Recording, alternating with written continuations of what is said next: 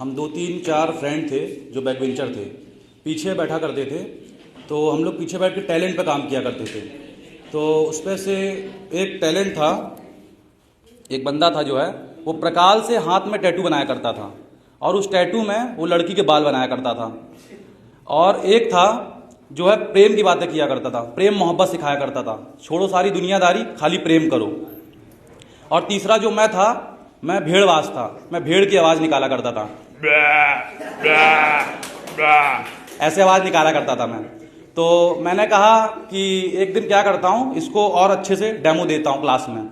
तो मैंने क्या किया कि मैथमेटिक्स की क्लास में, जो सबसे बोरिंग क्लास होती है, उस क्लास में मेरे जो सर थे जिनसे मेरी एंटी थी, उन सर के सामने मैंने वो परफॉर्म किया।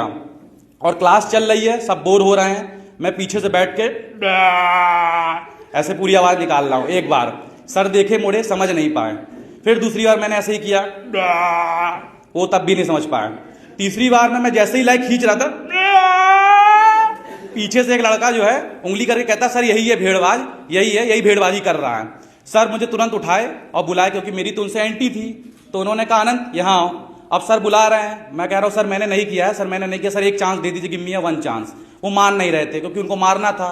तो भाई मुझे बुलाए। अब उन्होंने व्हाइट बोर्ड पर सवाल दिया और मुझे मैथमेटिक्स का एम भी नहीं आता था।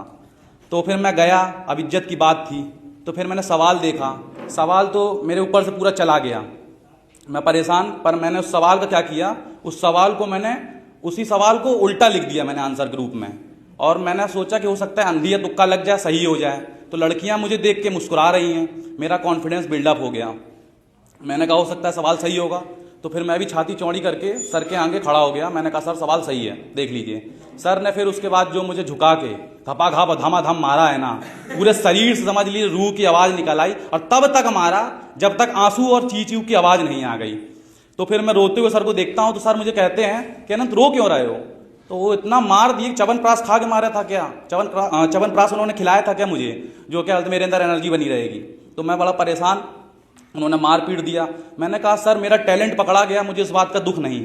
मैं सबके सामने मार खाया, मुझे इस बात का भी दुख नहीं। मुझे तो इस बात का दुख है कि आपने लड़कियों के सामने सर मुझे मारा, वो भी कुत्ता बना के मारा मुझे। मैं बड़ा दुखी। फिर जो मेरी आवाज़ थी तो वो नीचे आवाज़ ऐसे हो गई।